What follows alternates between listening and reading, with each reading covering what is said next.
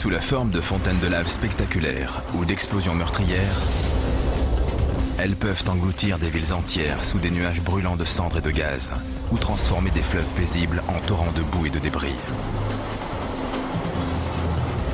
Les scientifiques s'efforcent de comprendre ces bombes à retardement imprévisibles. Nous avons été pris au dépourvu par ce qui s'est révélé un événement sans précédent. Nous allons parcourir la planète pour étudier certaines des éruptions les plus marquantes de notre époque.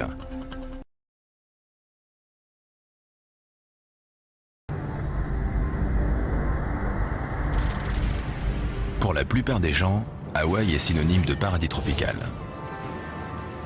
Mais sous les plages magnifiques et les forêts luxuriantes, bouillonne un chaudron brûlant et déchaîné. L'archipel est l'une des plus impressionnantes créations volcaniques de la planète. En effet, toutes les îles hawaïennes sont des volcans. Février 1983. Le Kilauea, sur la grande île d'Hawaï, projette une fontaine de lave à 80 mètres dans les airs. Comme le magma est fluide et peu gazeux, l'éruption n'est pas explosive, mais elle n'en est pas moins dangereuse.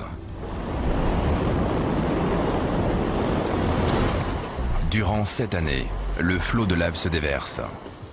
Sa progression est assez lente pour que la population puisse y échapper, mais rien ne peut l'arrêter. En février 1990, il atteint le village de pêcheurs de Kalapana, où des centaines d'habitants sont évacués.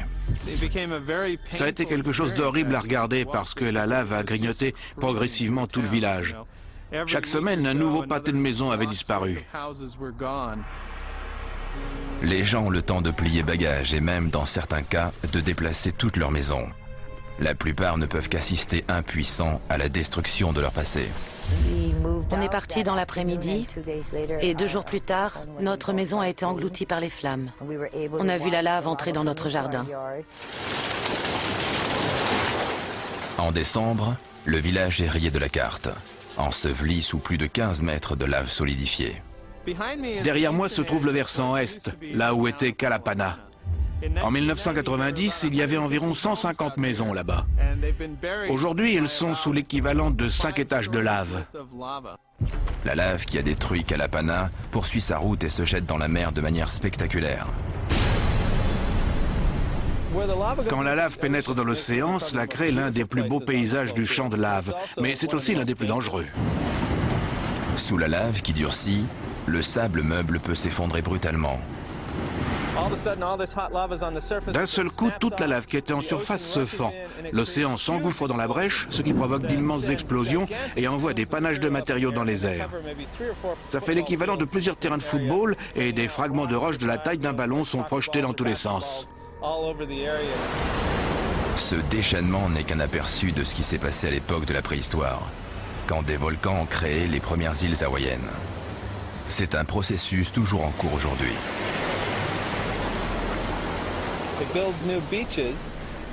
Cela forme de nouvelles plages sur lesquelles la lave continue à avancer et ainsi de suite.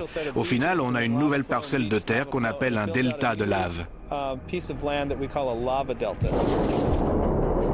Depuis 1983, le Kilauea a délogé près de 200 familles et ses dégâts se chiffrent à plusieurs millions d'euros.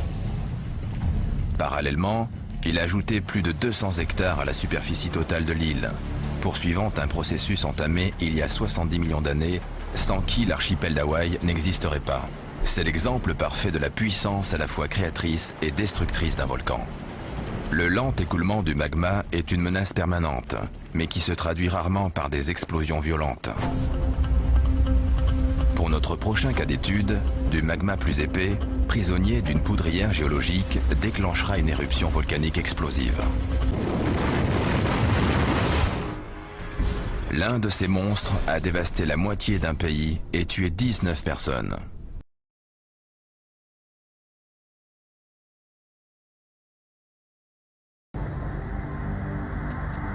Montserrat, dans les Petites Antilles, est une île paisible et luxuriante. Mais en 1995, le volcan de Soufrière Hills, endormi depuis près de 4 siècles, se réveille pour de bon.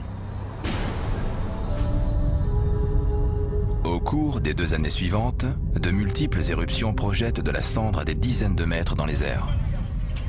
Plymouth, la capitale, est évacuée à 2 reprises. À chaque fois, les habitants reviennent, espérant que la colère du volcan est apaisée. Mais le 25 juin 1997, tous leurs espoirs sont balayés.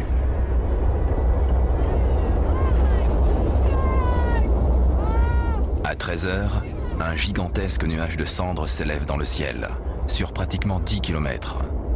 Dans la demi-heure qui suit, un mélange de cendres et de roches, chauffé à près de 800 degrés, dévale le flanc du volcan à plus de 100 km/h. Ces déferlements meurtriers sont appelés coulées pyroclastiques. La puissance de ce cocktail meurtrier, fait de gaz, de cendres et de roches, détruit tout sur son passage. Sans pouvoir rien faire, Roy voit des villages entiers réduits à néant. Il est parvenu à échapper à la coulée, mais il n'est pas encore hors de danger. J'ai eu la peur de ma vie. J'ai bien cru que ma dernière heure était arrivée. Il faisait tellement noir qu'on ne voyait pas ses mains si on les mettait devant son visage. De la cendre chaude tombait du ciel. J'étais terrifié et paralysé. Je ne voyais rien, j'avais du mal à respirer. Je me suis dit que j'allais mourir. J'espérais quand même m'en tirer, et c'est ce qui s'est passé. Finalement, Roy est évacué par hélicoptère. Mais tout le monde n'a pas cette chance.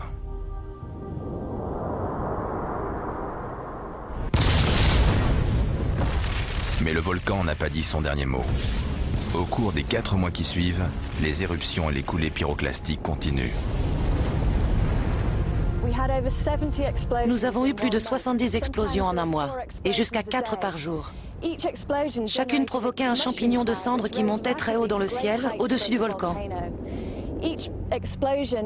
Chaque explosion a donné naissance à des coulées pyroclastiques qui se sont propagées dans toutes les directions autour du volcan. Derrière moi, vous voyez la trace de l'une d'elles. Elle a traversé cette montagne et calcinait toute la végétation.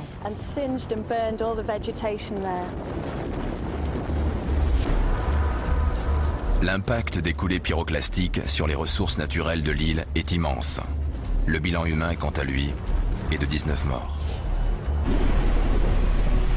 Chaque année, entre 1200 et 2000 mm de précipitations tombent sur Montserrat. Ces fortes pluies s'écoulent dans les tranchées créées par les coulées pyroclastiques, générant d'immenses glissements de terrain appelés lahares. La plupart de ces débris ont été déposés par des lahares qui ont emporté les restes des coulées pyroclastiques vers l'aval, enterrant peu à peu Plymouth sous la boue et les rochers. Les lahares ont tellement recouvert la capitale qu'elle a été définitivement abandonnée. C'était la dernière salve du volcan dans une guerre brutale et inégale. Le volcan de Soufrière Hills a détruit plus d'1 millier de maisons, laissé plus de la moitié de l'île inhabitable et détruit la capitale du pays. Il reste aujourd'hui environ 4500 habitants sur l'île, contre 12 000 avant l'éruption.